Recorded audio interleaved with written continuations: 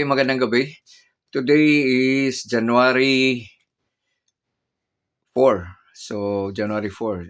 Ang isi-share ko sa inyo ay fireworks sa MOA at saka sa Boracay. So, ah, nung una nag-comparison ako 'no, kung tinitingnan ko kung alin ang mas bongga. Ngayon, share ko sa inyo tapos kayo ang titingin kung ano sa tingin niyo.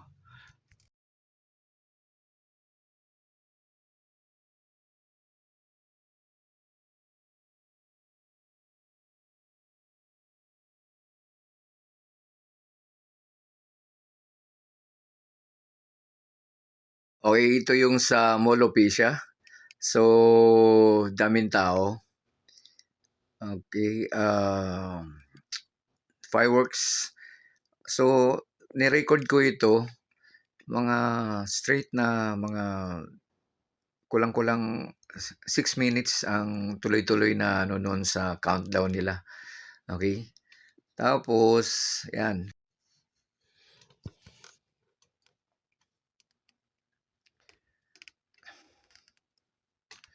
So, bali centralized 'no, isang area lang ang doon naka-focus yung, ah, putukan doon sa Mall of Asia. So, sa isang area lang siya.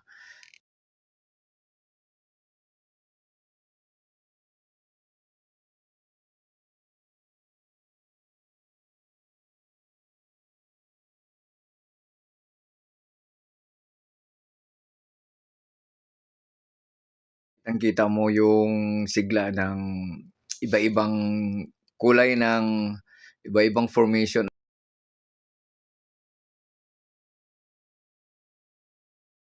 O kung tingnan mo yung mga pagputok 'no, parang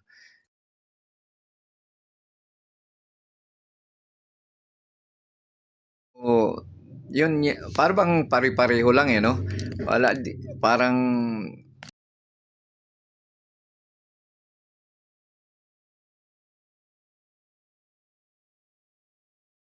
kung ikumpara mo 'to sa ano, mga, fireworks sa ibang sikat na o ibang mga bansa.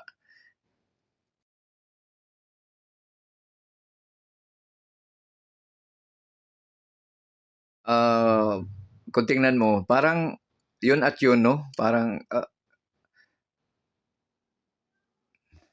parang simple lang, eh, 'no, parang system ng design ng mga paputok na ginagamit halos, ah, costly naman siguro ito pero kung tingnan mo, yung mga structure na nagawa niya,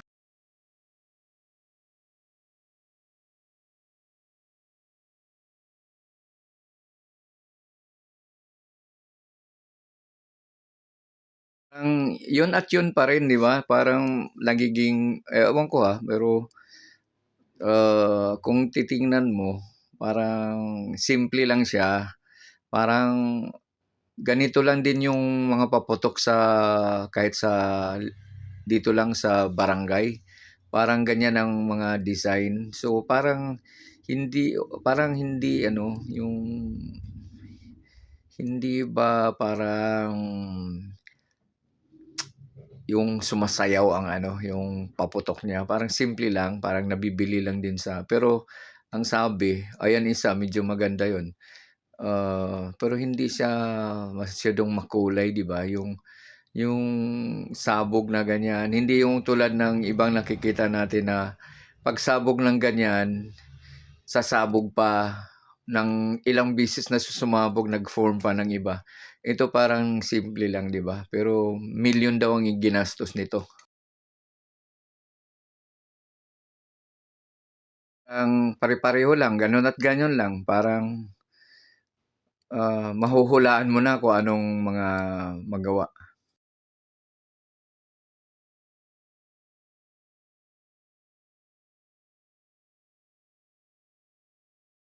Ang yun at yun lang, parang dami lang niyang ganyan na ginagawa, dami dami lang na same kind of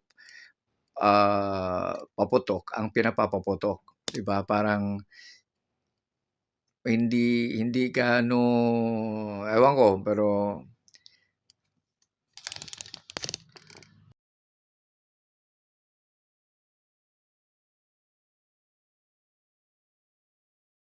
hindi yung nakakamanghang klase ng paputok, 'di ba? Parang simple lang na kayang nabibili din dito sa area namin parang ano, pero konti nga lang yung pinapasahog pero parang ganyan. Ay, tingnan niyo sa ano, itong mamaya sa Boracay. Medyo ah, may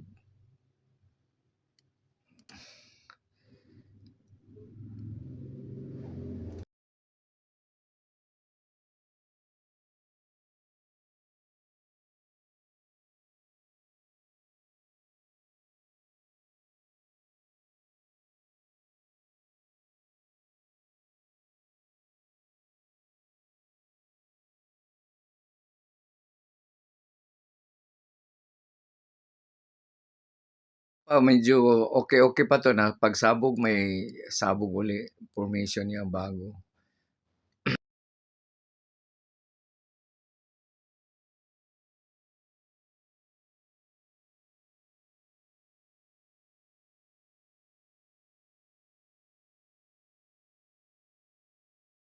Yan 'di ba yung medyo pagsabog may sabog uli, yung 'pag habang sumasabog, yung sumasabog, sasabog pa at sasabog pa. Yun ang may nakita akong ganyan 'di ba? Ito simple lang.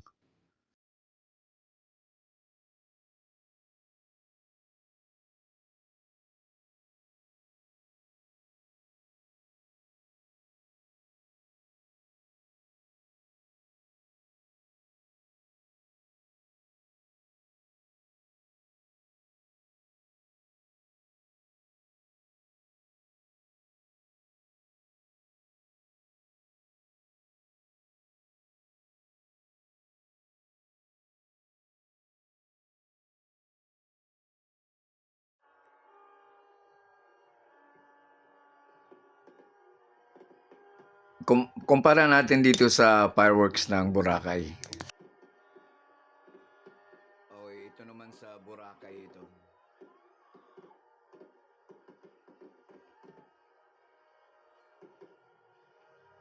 Okey, dito sa Boracay parang nasa barge 'no. So hindi lang iisa ang area, parang 3 o 4. So palipat-lipat ang mga 'pag kamera mo, palipat-lipat ang ano kasi, hal parang nag-alter sila 'no, pero kasi hindi isang kumpanya ang nagpapaano, yung parang sa resort sila. So 3 o 4 na resort ang medyo nagpapuputok kaya sa iba-iba nanggagaling barge 'no, makikita mo 'yan. Ay kumpara mo yung mga paputok nito parang merong iba kaysa doon sa SM 'di ba?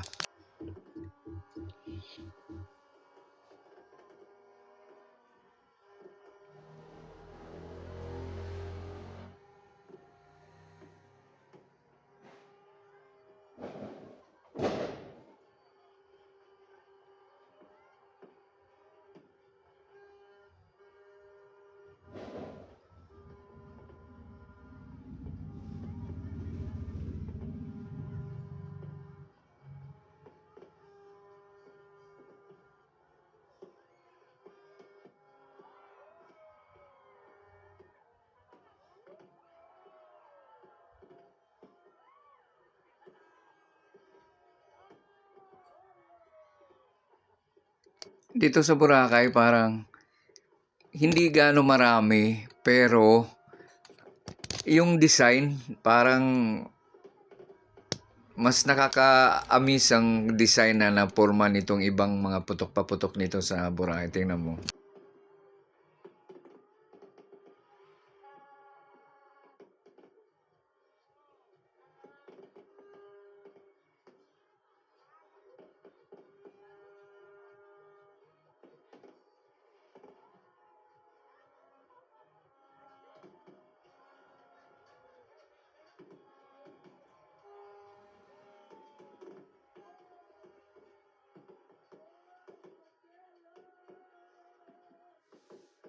quantity ng pinasabog, hindi gaano madami, pero yung resulta ng sabog, parang mas nakaka-amaze, 'no? Tingnan mo, meron yun na parang dandahang bumababa na parang nagporma ng walis.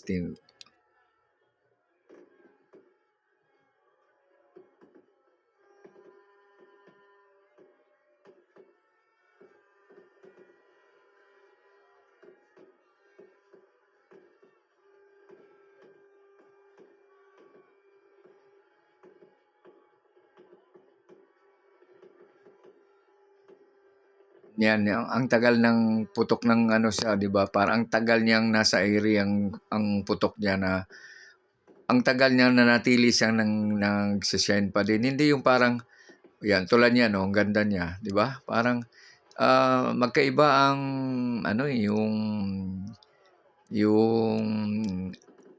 ah, parang ano, yung impression, 'no? Kasi ang isa sa nabasa ko tulad nito, ang ganda, eh. Ang ibang ano kasi pang foreign ano ang ano nito, yung may gawa nito sa Boracay. So, ang ano sa pyro ano, para mga foreign siya. So, kaya parang 'di gaano maraming yung quantity, hindi siya gaanong marami, pero yung result ng pagsabog parang parang nakakaano.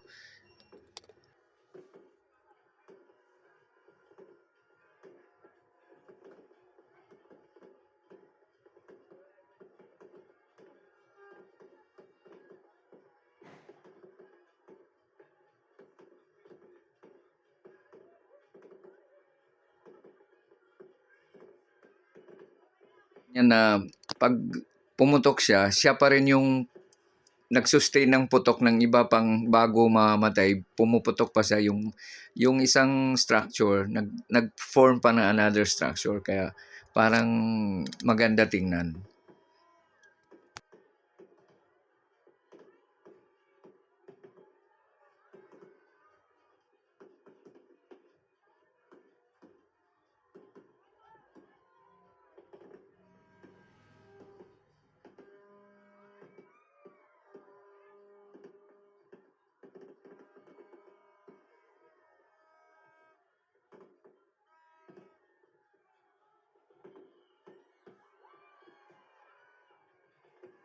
Kumbaga sa ano, yung life, yung itinagal ng fireworks na pag-explode niya sa taas, tuloy-tuloy pa din siya, nagtagal siya. Hindi yung putok tas nawala agad. So, yung pumutok siya tapos yung na-form na putok tulad niya, 'no, yung putok pumuputok pa. Kaya parang maganda tingnan, hindi yung pumutok tapos sinundan ng ibang pamutok, gano'n. So, parang hindi sophisticated siya, 'di ba? Tulad nito, ang ganda, 'di ba?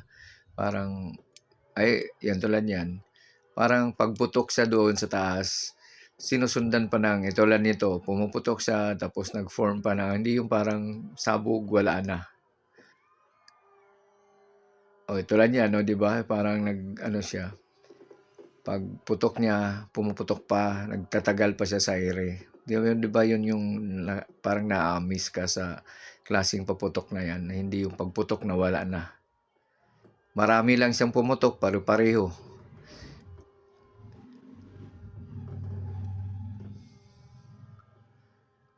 'di ba? So, comment kayo kung alin sa tingin niyo ang para sa inyo, mas magandang klaseng paputok, sa Boracay ba o yung dito sa SM MOA. Pero ang sabi yung sa write-up ng ano, internationally acclaimed ang nandiyan sa MOA. Pero ito din, oh, 'di ba? Ang ganda rin naman, 'di ba? Ang ganda. So, madaling salita, pareho silang maganda. Para pareho silang binabudgetan, eh, 'no? Pero itong sa Boracay, hindi lang iisa 'tong mga nag-produce nito. So, apat atang resort na kanya-kanya silang paputok sabay-sabay. Okay, so sana na-enjoy ninyo itong sinishare kong ah, fireworks ng MOA at saka sa, Boracay.